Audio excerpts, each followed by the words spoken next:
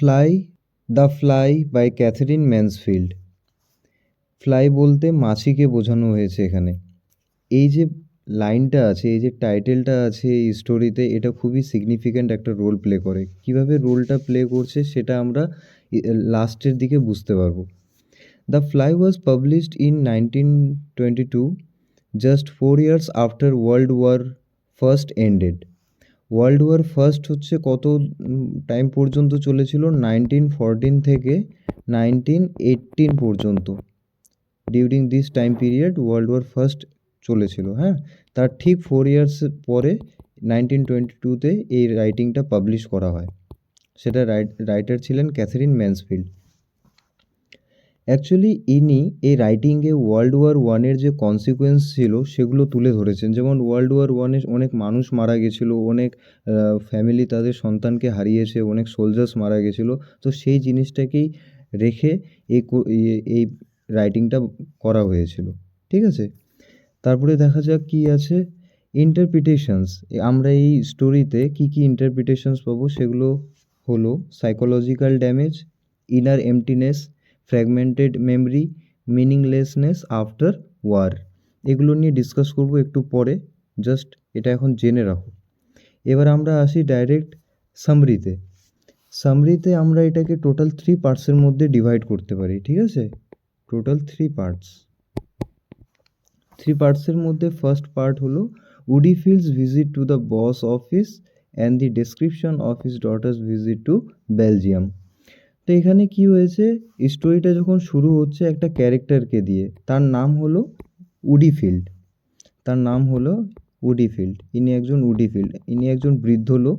তিনি কোথায় গেছিলেন? বসের অফিসে গিয়ে অনেক কথা হয়, এদের দুজনের মধ্যে গল্প হচ্ছে। হ্যাঁ, আর এই বসের কাছে কিন্তু তিনি জব করতেন আগে, এখন তিনি এক্স এমপ্লয় হয়ে গেছেন উডিফিল্ড এই বসের।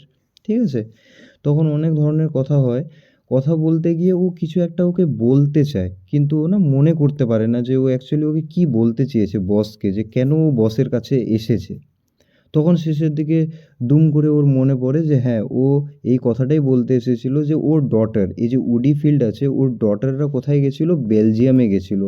বেলজিয়ামে এই যে ব্যক্তিটা আছে উডিফিল্ডের সন্তানের গ্রেভ দেখতে গিয়ে কার সন্তানের গ্রেভ দেখতে পায়? এই যে বসের, এই যে ক্যারেক্টার আছে, এই বসের সন্তানের গ্রেভটা দেখতে পায়। কে দেখতে পেলো? উডিফিল্ডের ডটাররা। কোথায় দেখতে পেলো? বেলজিয়ামে পেলো। এটা ফার্স্ট চলে গেল। এটা বলার পরেই যখন ওকে বলে দিল না, বসকে যখন এই কথাটা বলে দিল, কথাটা বলে দেওয়ার পর কিন্তু উডিফিল্ড চলে গেল অফিস থেকে, ওই বসের অফিস থেকে বেরিয়ে চলে গেল বাড়ির জন্য। দেন যখন ও শুনতে পায়, ওই বস যে আছে, বস যখন উডিফিল্ডের কাছ থেকে তার সন্তানের গ্রেভের কথাটা শুনতে পায়, কবরের কথাটা শুনতে পায়, তখন ও খুব কিন্তু একটা সাডেন ইমোশনে চলে যায়। ও কেমন একটা থাকে না, শকিং টাইপের, সেই জিনিসটায় চলে গেছিলো। ঠিক আছে, তো এবার এখানে ফার্স্ট সিন বা ফার্স্ট পার্ট এটা আই হোপ ক্লিয়ার। তাহলে সেকেন্ড নাম্বারে যাওয়া যাক, সেকেন্ড পার্টে। বস রিয়াকশন টু উডিফিল্ডস ডেসক্রিপশন। এবার বসের যে রিয়াকশান সেটা নিয়ে এখানে ডিসকাশন হবে। ঠিক আছে, তো এই যে বস আছে, বসের কি রিয়াকশান ছিল উডিফিল্ডসের ডেসক্রিপশানে? যখন উডিফিল্ড ওকে বললো ওর সন্তানের গ্রেভের কথাটা, তখন ও না সাডেন হয়ে গেছিলো। মানে ও কষ্ট অনুভব করছে কিন্তু ওর চোখ থেকে জল বেরোচ্ছে না। মানে একটা হয় না যে হ্যাঁ, আমরা কষ্ট পেলে চোখ থেকে জল বের হয়, কান্না করতে পারি, কিন্তু ও ওরকম কোনো কিছুই ফিল করতে পারছিল না। এমন সিচুয়েশান ছিল যে ও খুব ট্রাই করছে যে ওর যেন খারাপ লাগে, কিন্তু ওটা ওর আসছেই না। মানে কোথাও যেন ওই ব্যথাটা, ওই যন্ত্রণাটা ওর মধ্যে মরে গেছে। ঠিক আছে, তারপর এগুলো ভাবনা চিন্তা চলতে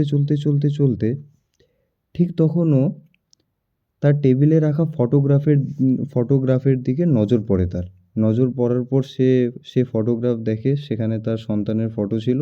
সে সন্তানের ফটো দেখতে গিয়ে সে অনেক কিছু ভাবে তার সন্তানের ব্যাপারে, যে তার সন্তান কীভাবে 6 বছর আগে, 6 years আগে ওয়ার্ল্ড ওয়ারে গিয়ে মারা গেছে, এবং তাকে কোথায়? বেলজিয়ামে কবর দেওয়া হয়েছে। তার গ্রেভ কোথায় আছে তাহলে?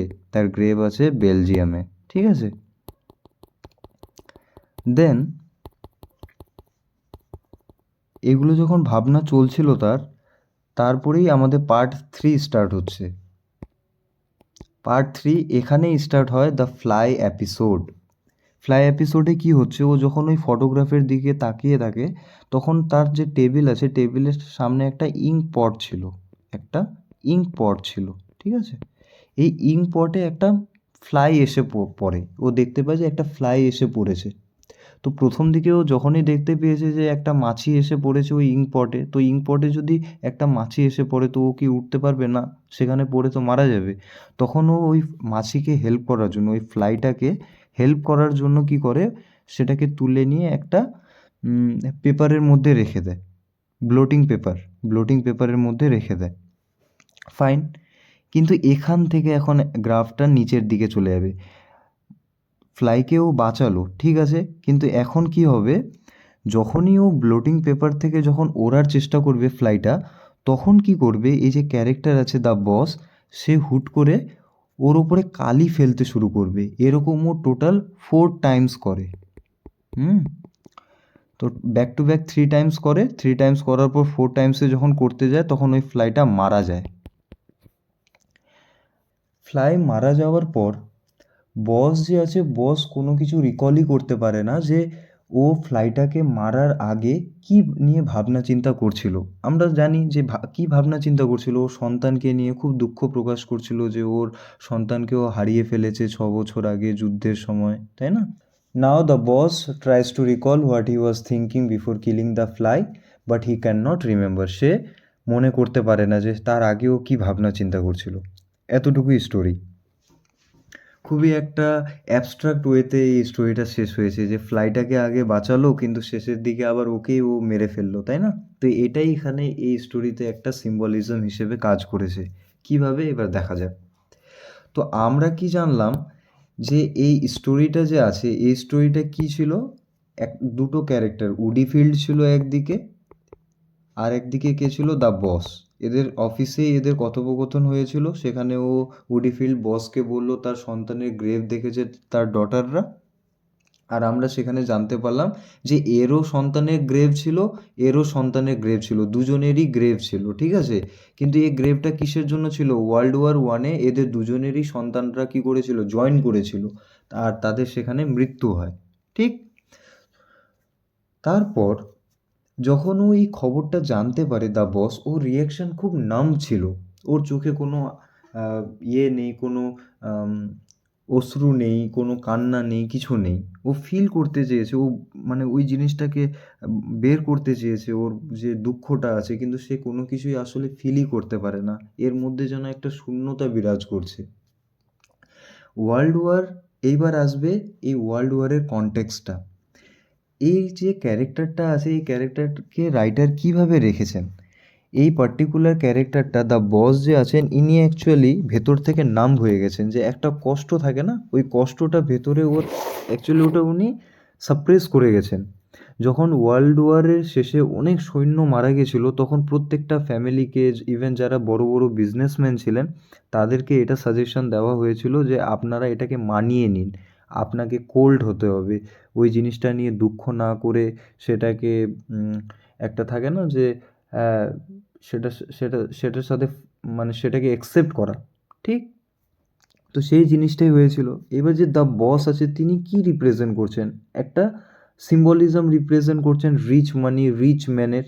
তো যখন ওই টাইমে যারা রিচ পিপল ছিল তাদের উপরে আরও বেশি ওই জিনিসটা ছিল যে না, আপনারা যারা আছেন ওদের উপরে আরও বেশি দায়িত্ব, যে আপনাদেরকে আরও সিনসিয়ার, আরও ম্যাচিওর অ্যাক্ট করতে হবে, ঠিক আছে।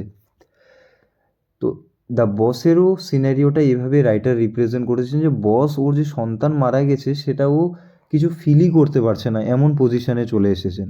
এবার আসি আমরা এন্ডিং পার্টে।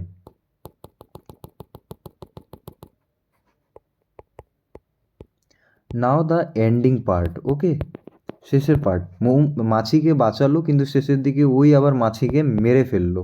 তো মাছিকে প্রথম দিকে বাঁচালো, এটা ওর হিউম্যানিটিকে এক্সপ্লোর করছিল রাইটার, যে হ্যাঁ ওর মধ্যে একটা হিউম্যানিটি আছে।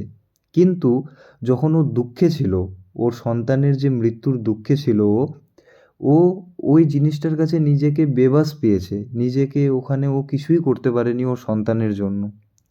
তখন ও চায় নিজের যে পাওয়ার আছে সেটাকে ওই মাছির মধ্যে প্রয়োগ করার, মানে মাছিটা বারবার বেঁচে যাচ্ছে, ওকে একবার ইঙ্ক দিল, দুবার ইঙ্ক দিল, তিনবার ইঙ্ক দিল, বাট স্টিল ও সার্ভাইভ করে বেঁচে যাচ্ছে, ও চান্স পাচ্ছে, কিন্তু ওর সন্তান তো চান্স পায়নি একবারও, কিন্তু এই মাছিটা পেয়েছে। আর শেষের দিকেও মাছিটাকে মেরেই ফেললো।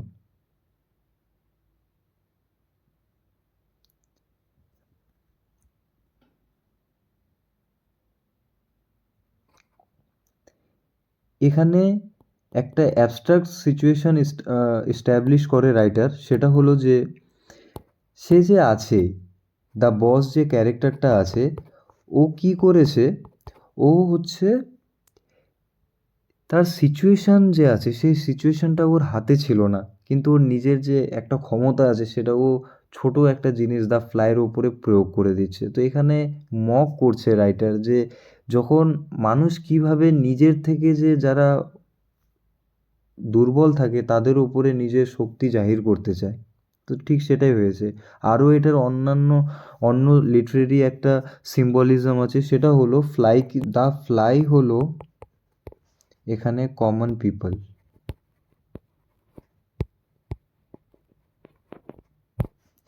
বস হলো অথরিটি। ওয়ার্ল্ড ওয়ারের সময় যারা অথরিটিতে ছিল, যারা সব কিছুকে শাসন করতো। আর শেষে যেটা পাবো আমরা সেটা হলো ইঙ্ক পট যেটা ছিল, ইঙ্ক পটটা হলো ওয়ার। তো এই মাছিটা কমন পিপল বা ওই সোলজারগুলো যারা ওয়ারের মধ্যে গিয়ে মারা গেছিলো।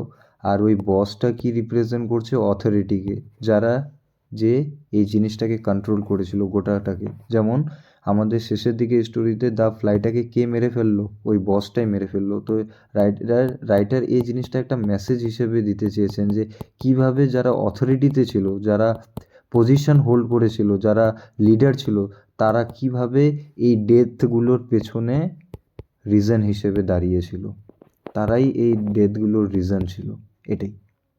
তো এটা খুবই একটা হাইলি সিম্বলিক একটা স্টোরি, খুবই ডিটেল প্লটে দেওয়া আছে। আর ক্যাথরিন ম্যানসফিল্ডের অ্যাবসোলিউট রাইটিং স্ট্রাকচার এই স্টোরিতে দেখা যায়। আর যখন আমরা প্রত্যেকটা ওয়ার্ডের যখন সিম্বলিক মিনিংগুলো বের করি, সেটা খুবই হাইলি একটা